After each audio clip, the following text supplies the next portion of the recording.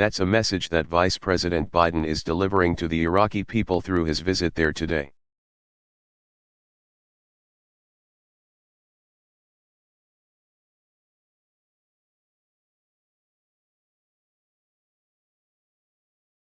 This new approach reflects our long-term partnership with.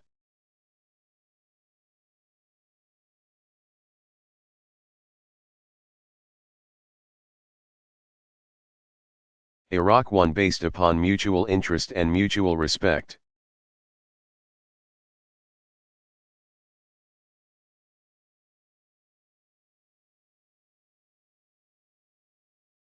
Of course, violence will not end with our combat mission.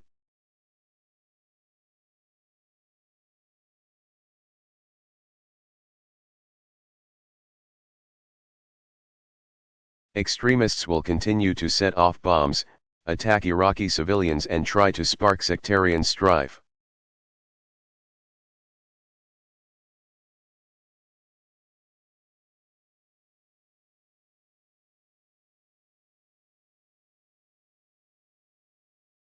But ultimately, these terrorists will fail to achieve their goals.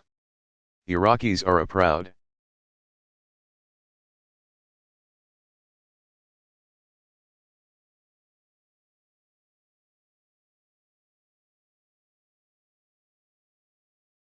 people.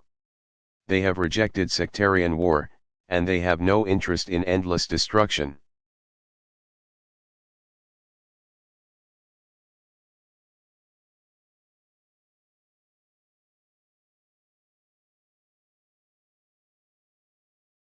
They understand that, in the end, only Iraqis can resolve their differences and police their streets.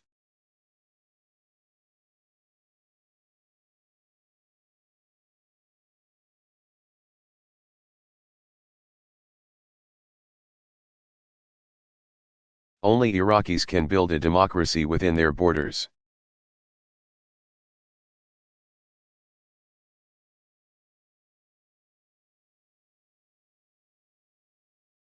What America can do, and will do, is provide support for the Iraqi people as both a friend and a partner.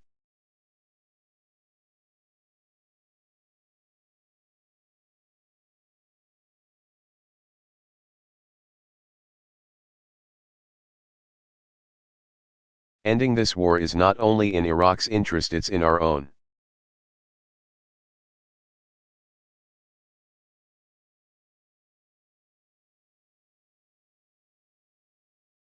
The United States has paid a huge price to put the future of Iraq in the hands of its people.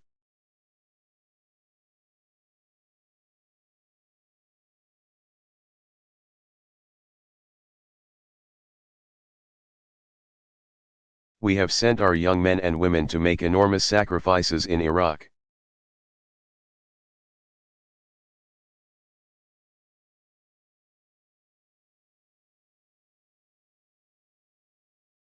And spent vast resources abroad at a time of tight budgets at home.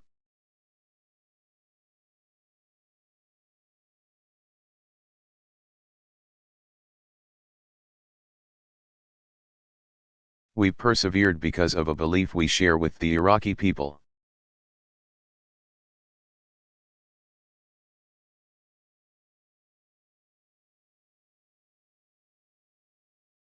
A belief that out of the ashes of war, a new beginning could be born in this cradle of civilization.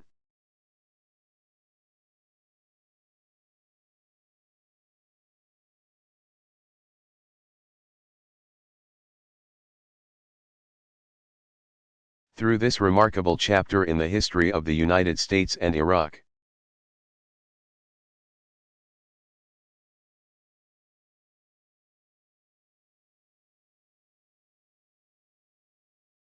we have met our responsibility.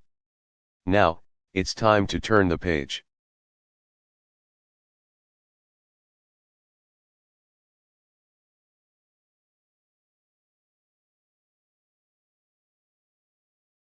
As we do, I'm mindful that the Iraq War has been a contentious issue at home.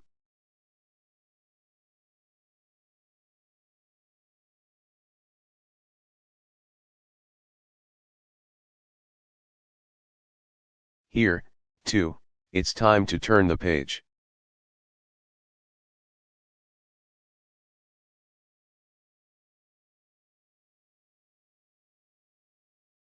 This afternoon, I spoke to former President George W. Bush. It's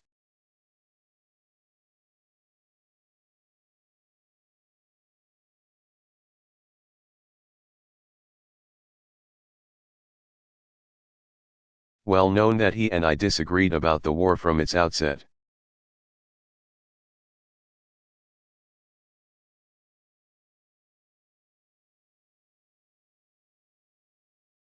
Yet no one can doubt President Bush's support for our troops.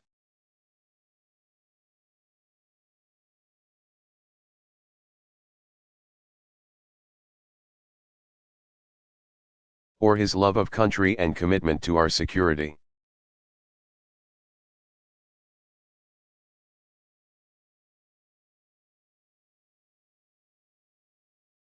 As I've said, there were patriots who supported this war, and patriots who opposed it.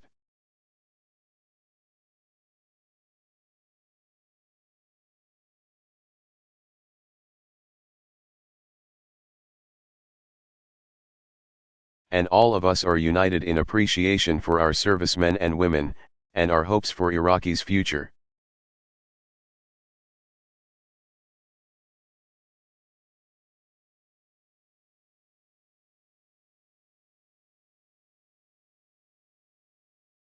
The greatness of our democracy is grounded in our ability to move beyond our differences.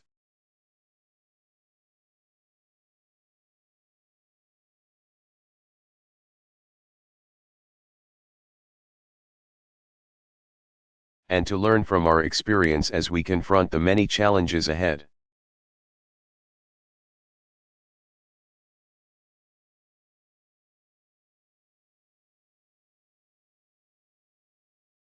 And no challenge is more essential to our security than our fight against Al-Qaeda.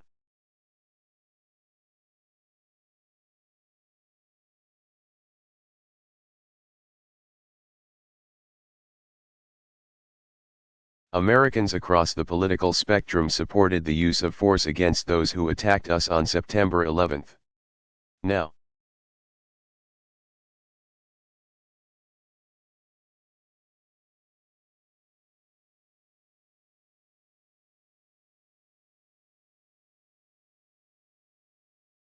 as we approach our 10th year of combat in Afghanistan,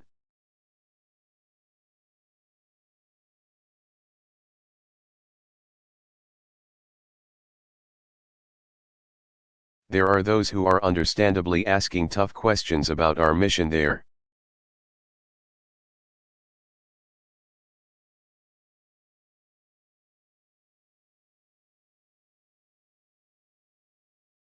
But we must never lose sight of what's at stake.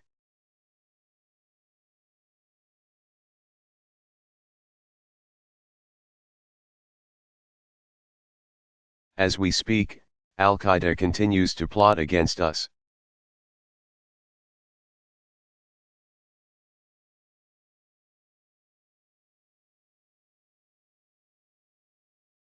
And its leadership remains anchored in the border regions of Afghanistan and Pakistan.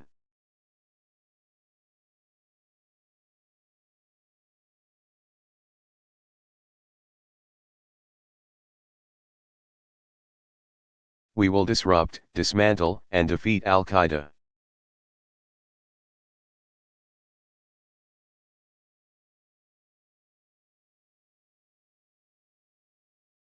While preventing Afghanistan from again serving as a base for terrorists.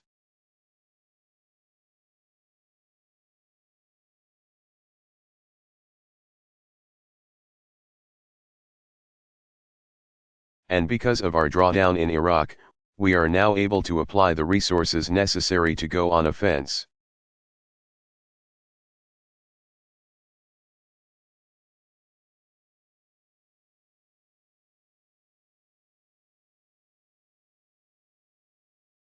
In fact, over the last 19 months, nearly a dozen Al-Qaeda leaders and hundreds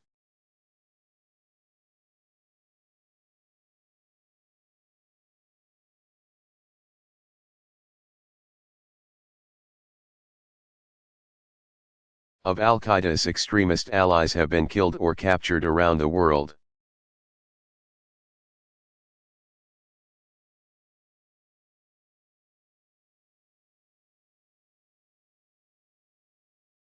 Within Afghanistan, I've ordered the deployment of additional troops who under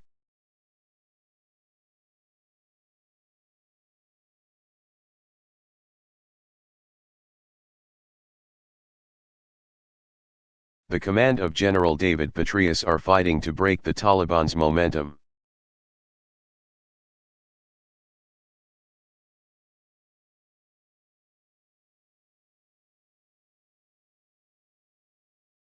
As with the surge in Iraq, these forces will be in place for a limited time to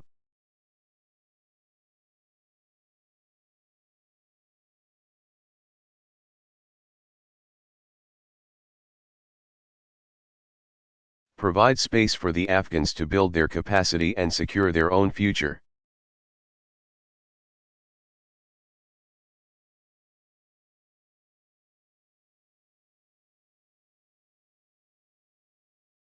But, as was the case in Iraq, we can't do for Afghans what they must ultimately do for themselves.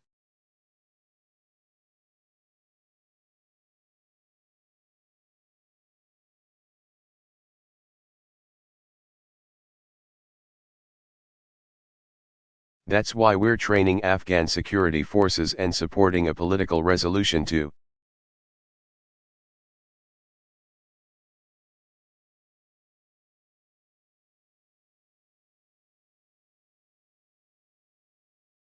Afghanistan's problems. And next August, we will begin a transition to Afghan responsibility.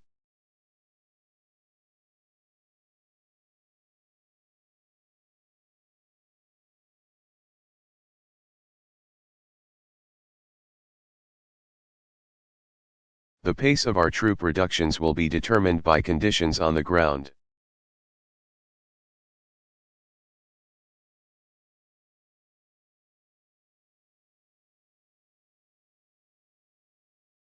And our support for Afghanistan will endure.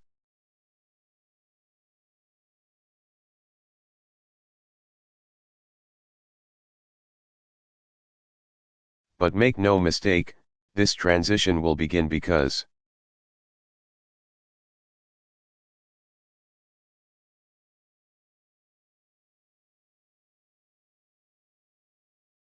open-ended war serves neither our interests nor the Afghan people's.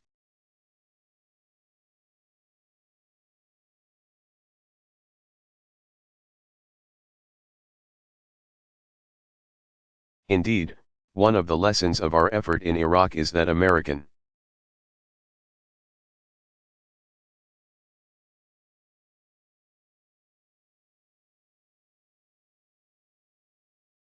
influence around the world is not a function of military force alone.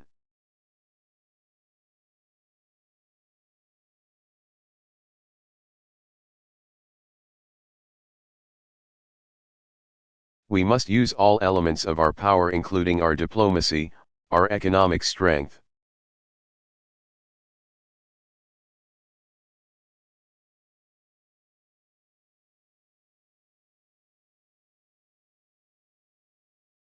and the power of America's example to secure our interests and stand by our allies.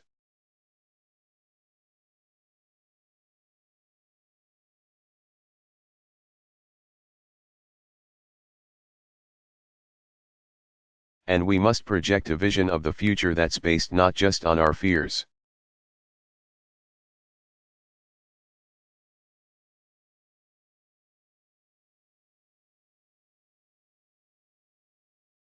but also on our hopes, a vision that recognizes the real dangers that exist around the world, but also the limitless possibilities of our time.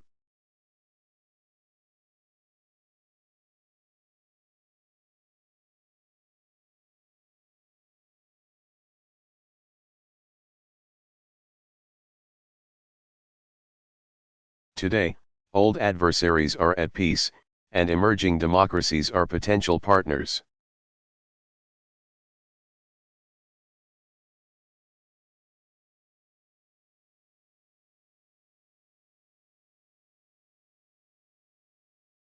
New markets for our goods stretch from Asia to the Americas.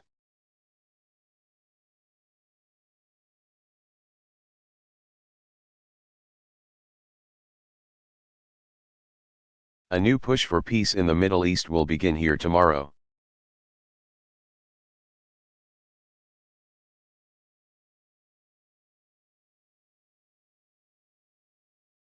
Billions of young people want to move beyond the shackles of poverty and conflict.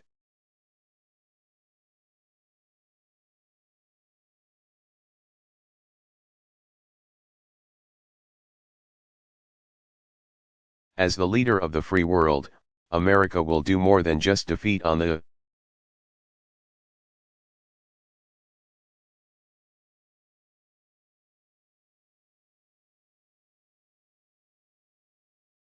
battlefield those who offer hatred and destruction. We will also lead among those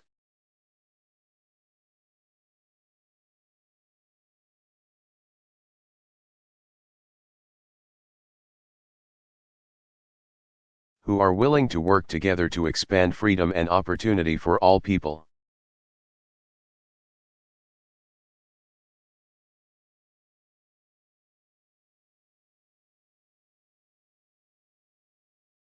Now, that effort must begin within our own borders.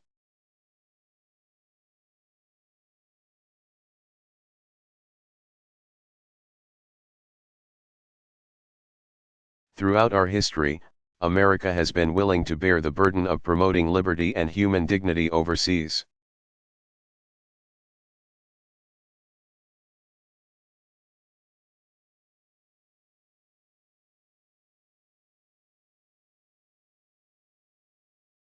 Understanding its links to our own liberty and security.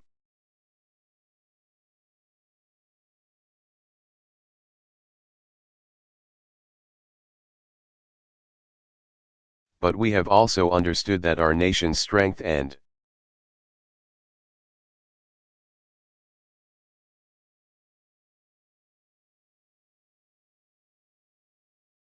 influence abroad must be firmly anchored in our prosperity at home.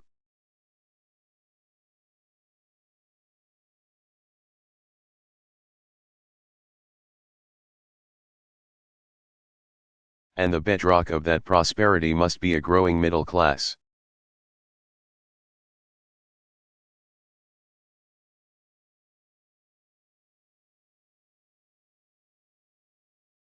Unfortunately, over the last decade,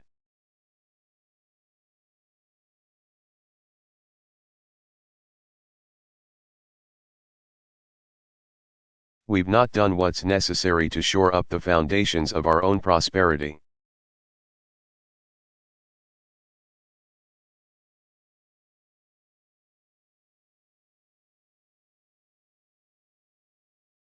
We spent $1 trillion at war, often financed by borrowing from overseas.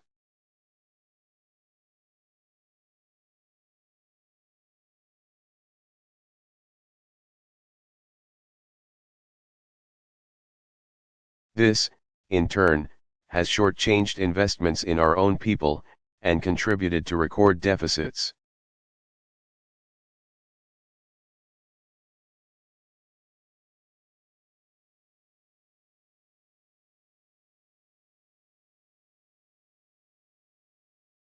For too long, we have put off tough decisions on everything from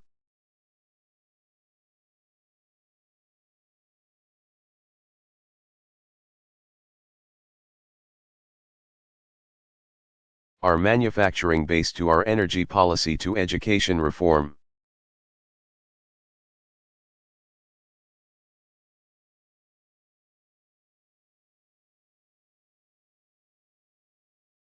As a result, too many middle-class families find themselves working harder for less.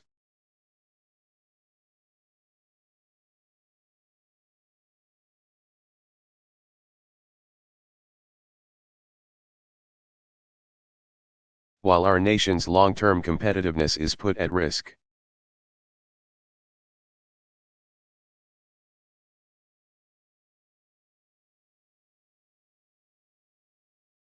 And so at this moment, as we wind down the war in Iraq, we must tackle those challenges at home with as much energy.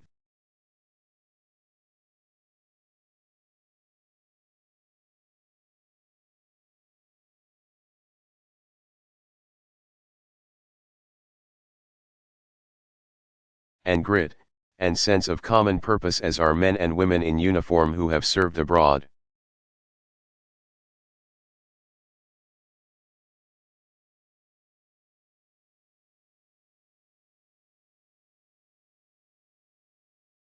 They have met every test that they faced.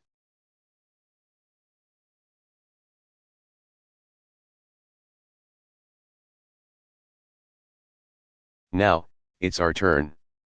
Now, it's our responsibility to honor them by coming together.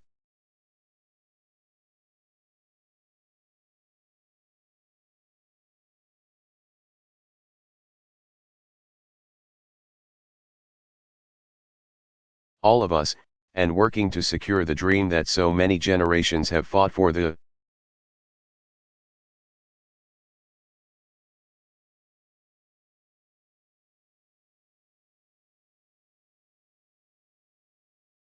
dream that a better life awaits anyone who is willing to work for it and reach for it.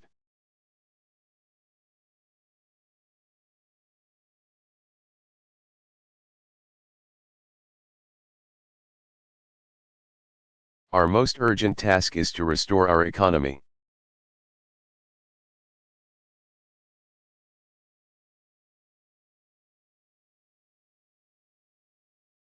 And put the millions of Americans who have lost their jobs back to work.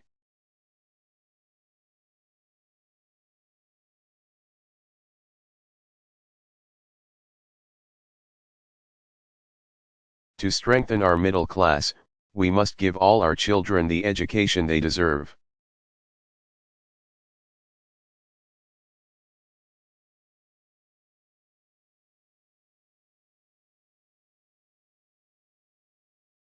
And all our workers the skills that they need to compete in a global economy.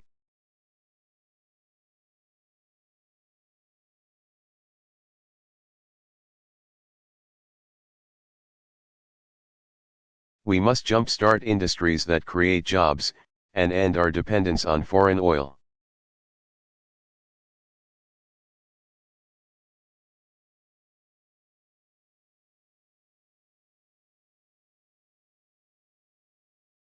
We must unleash the innovation that allows new products to roll off our assembly lines.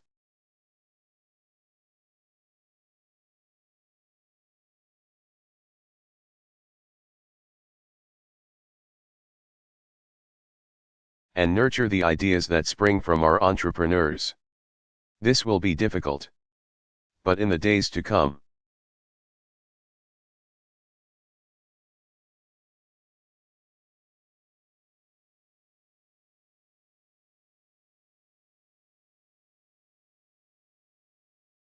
it must be our central mission as a people, and my central responsibility as president.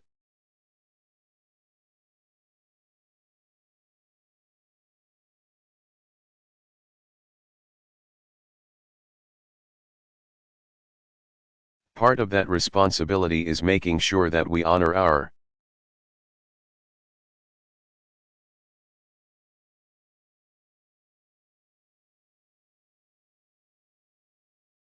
commitments to those who have served our country with such valor.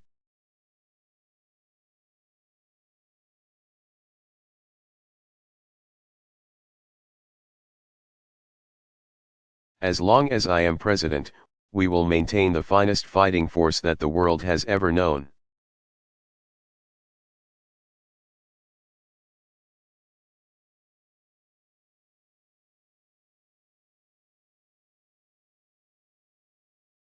And we will do whatever it takes to serve our veterans as well as they have served us.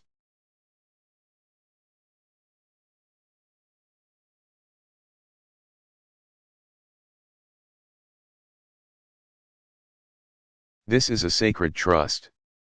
That's why we've already made one.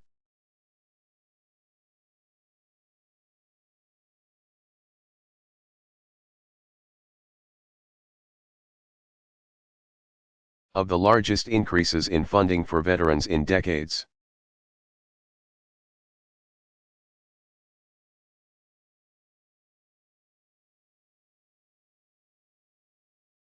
We're treating the signature wounds of today's wars: post-traumatic stress disorder and traumatic brain injury.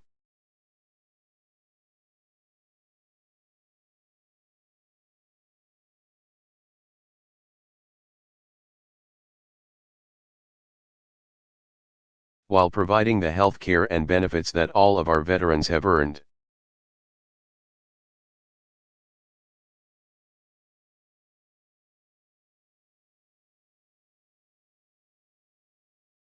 And we're funding a post-9/11 GI Bill that helps our veterans.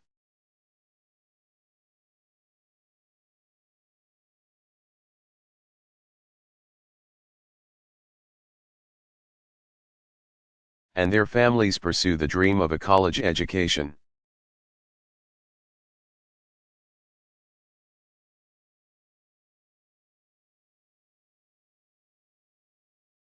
Just as the GI Bill helped those who fought World War II, including my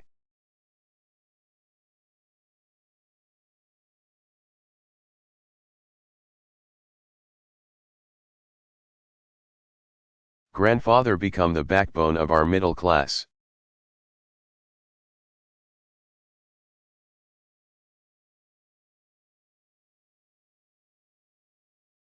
So today's servicemen and women must have the chance to apply their gifts to expand the American economy.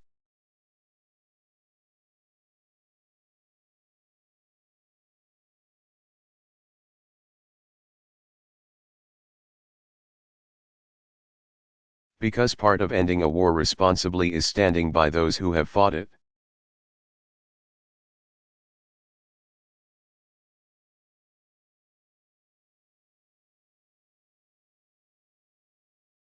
Two weeks ago, America's final combat brigade in Iraq, the Army's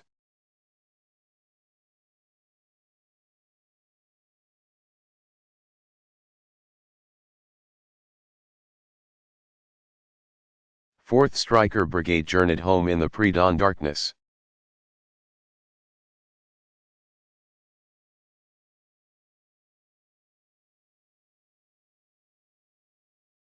Thousands of soldiers and hundreds of vehicles made the trip from Baghdad.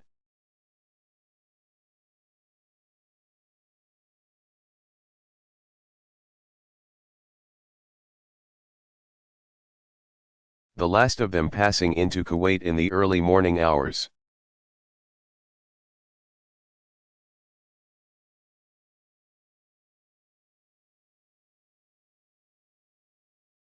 Over 7 years before, American troops and coalition partners had fought their way across similar highways.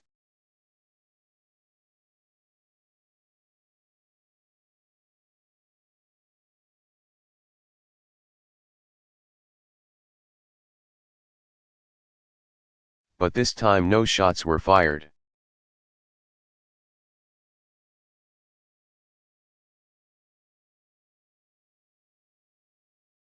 It was just a convoy of brave Americans, making their way home.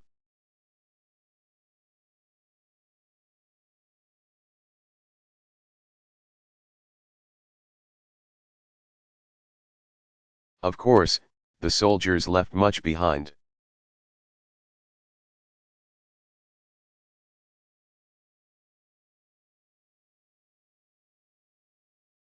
Some were teenagers when the war began.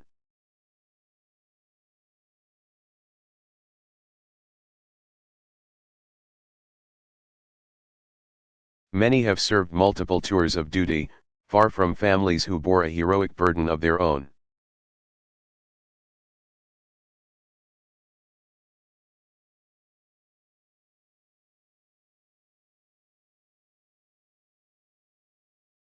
Enduring the absence of a husband's embrace or a mother's kiss.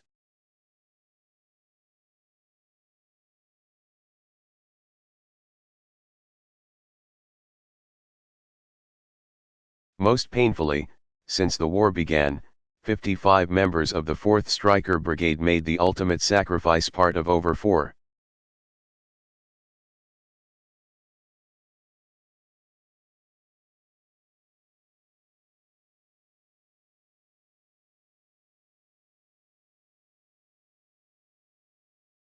400 Americans who have given their lives in Iraq.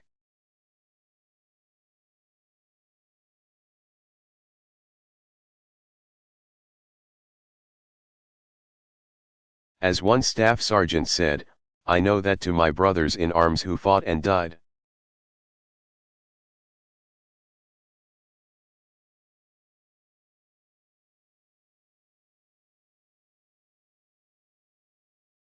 This day would probably mean a lot.